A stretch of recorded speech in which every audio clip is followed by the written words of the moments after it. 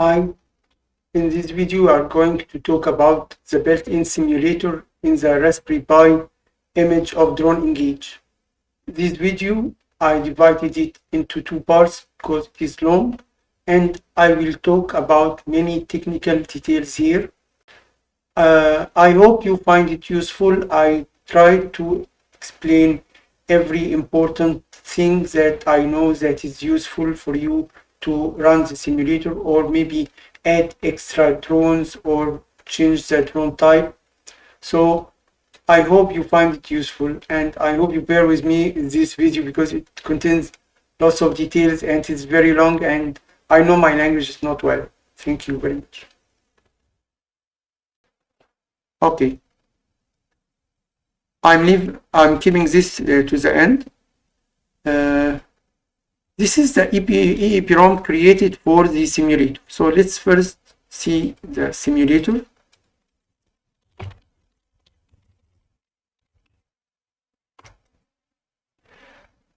This is the simulator for DroneEngage. You know, newer ROM has two things. It has DroneEngage that you connect to your drone, and it has a simulator so that you don't need a real drone to test DroneEngage features. This simulator consists of ArduPilot source code here.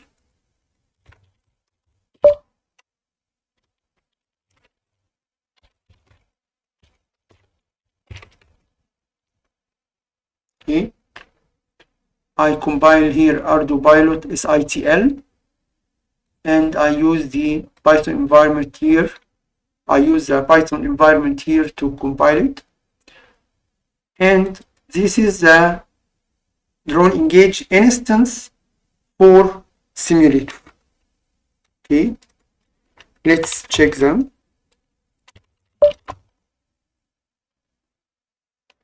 Simulator.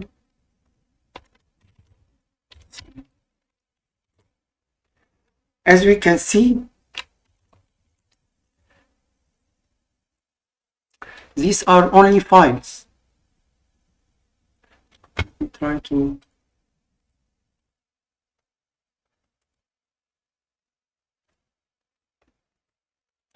These are only files. They are setup files. Thank you for watching this video. This is very useful, by the way, if you want to have multiple instances of DroneEngage on the same Raspberry Pi. Where are the binaries that run DroneEngage? The binaries that run DroneEngage, let me use this tab and zoom again. Okay. LSCD. Oh, yes. Okay. Here are the binaries. There are lots of folders here. As I said, I will keep this to the end. But let us just check these folders.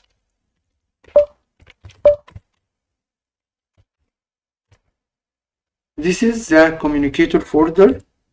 This is the main module. This is DroneEngage itself. This is the main thing that needs to run. And this is the JSON file that you need to add settings, especially your login settings here.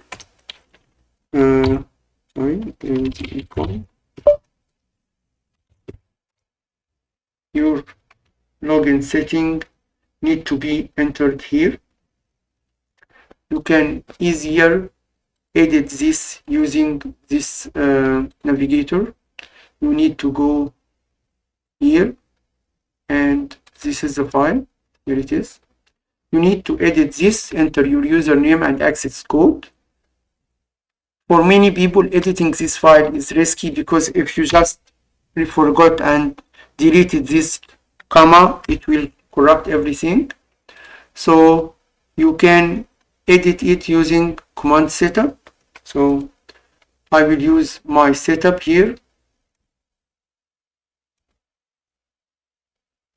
Let's check it now.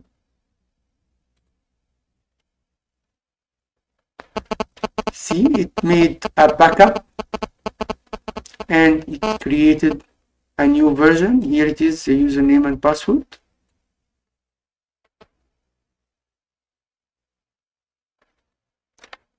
Okay, so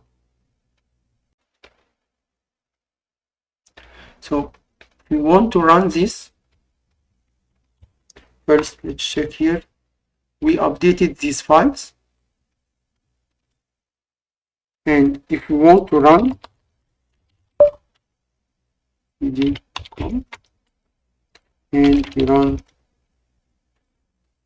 if we run the code like that, it will read the config file from here.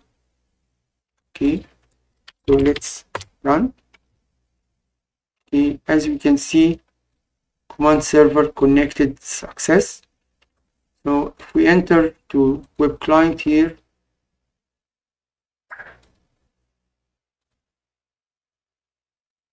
here it is, the drone is active and connected. Okay, so let's again list. We will find a new file has been created, and this file contains instance number,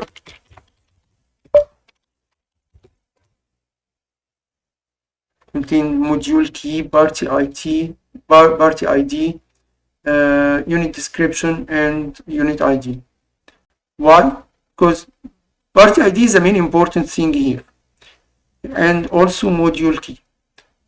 Party ID is that it is the thing that distinguish your drone from other drone, because all drones has a default name Drone Cairo. So on the server, it's not only your account, but also the ID of the drone itself is unique and can be accessed directly. You can specify the name of the drone and access it.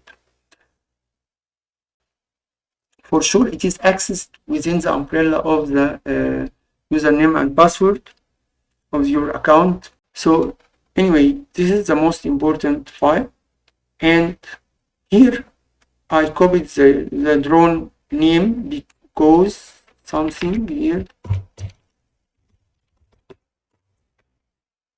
because you can change the name from here. Let's see. Here it is. So I can make it Drone Cairo new unit page 25. Go. Okay, and now let us go here back again. We need to go back to the simulator talk, but first we need to understand how to run DroneEngage itself.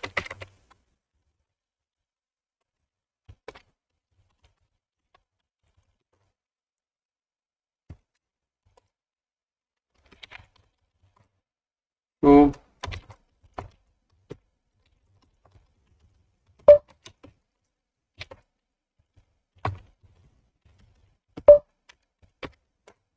see, the new name is here. So if you open the file here, you will find the old name still exists. So if you want to edit the name here, you need to delete this file.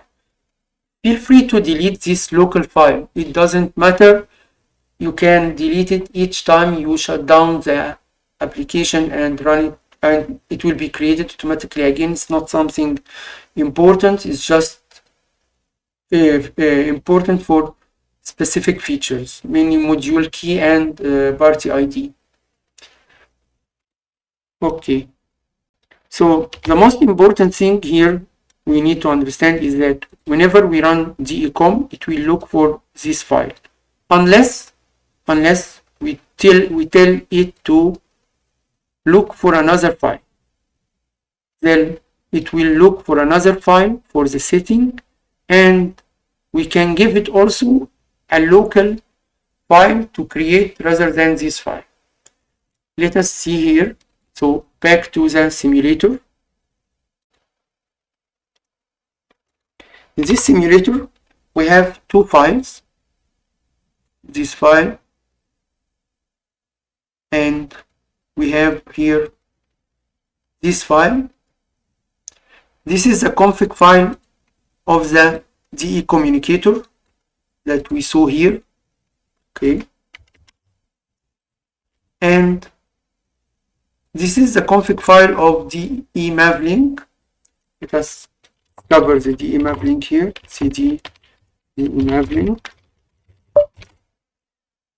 This is the DE MAVLink. The binary itself is called DE Pilot because DE MAVLink means the module that handles MAVLink communication. And this specific version handles DE Pilot flying modes and mainly targets Pilot. So we can open this file and see what is inside it. We can view it better in the navigator here, DE MAVLink. Okay, the most important thing in the DE MAVLink is not these things. Unless you go deeper in the code, you don't need to change this at all. Maybe you need to change them if you run DE MAVLink on a separate on a separate board, because you know DroneEngage can run on different CPUs, but I mean you can have separate ports for each module. For example, the camera module can run on a separate board.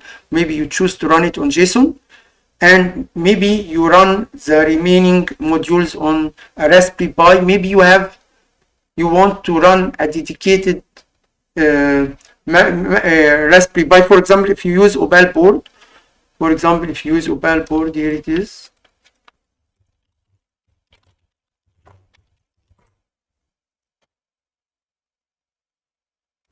Okay, this Opal board uses Raspberry Pi to run, and you can run DroneEngage on the same Raspberry Pi that you use to run the Pilot on this board. And there are some videos I made for demonstrating this. Even you can stream video using the same board.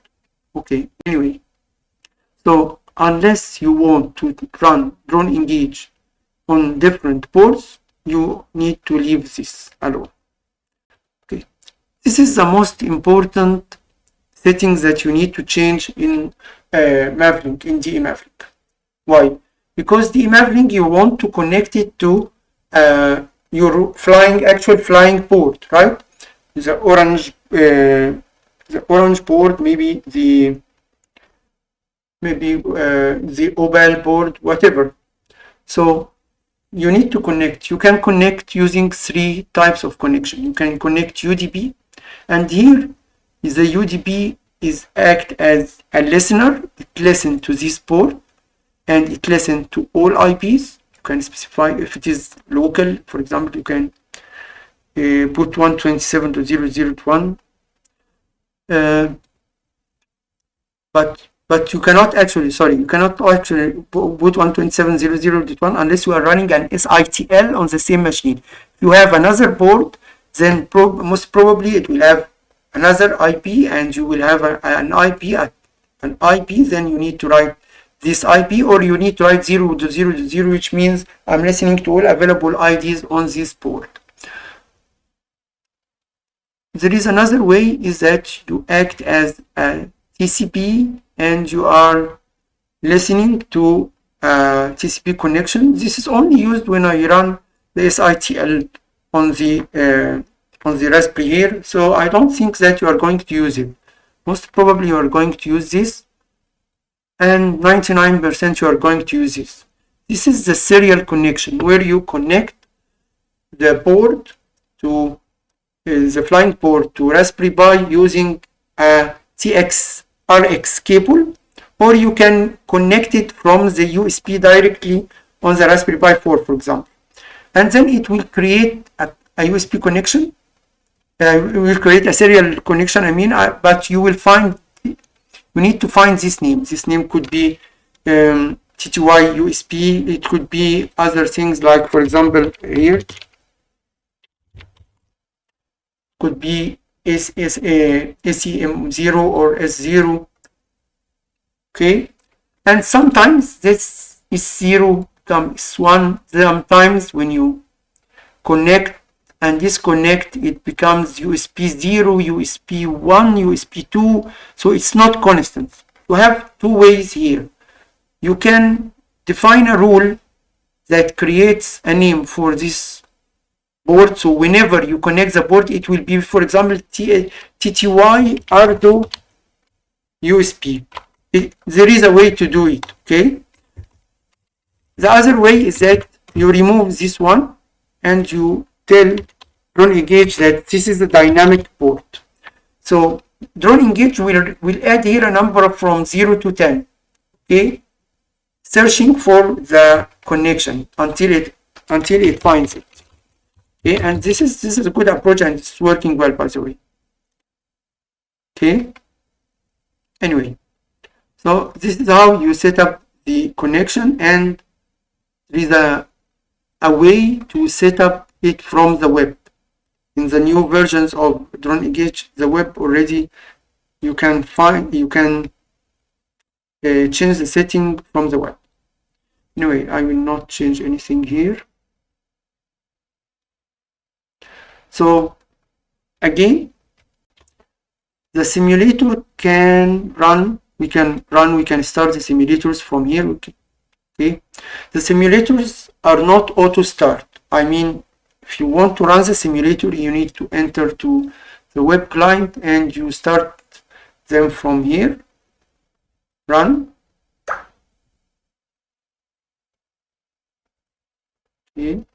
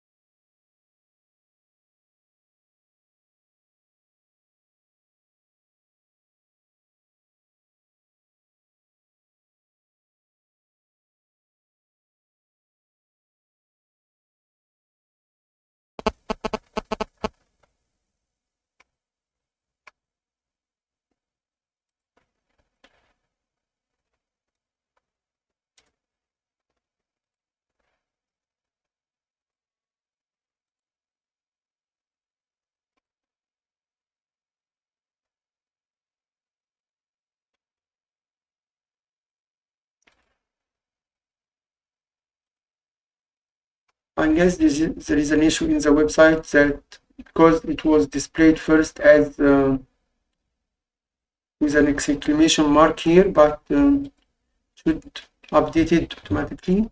Anyway, I will fix this. Okay, now we can arm climb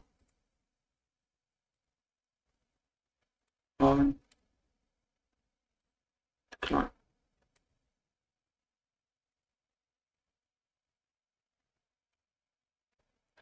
Okay, as we can see here, we have simulator and we can run simulator. We don't have actual drones here, and we don't have any external software. We are running and testing DroneEngage using a single Raspberry Pi, and that's it. So there is no extra code anywhere. All you need to do is to set up this account and run the simulator.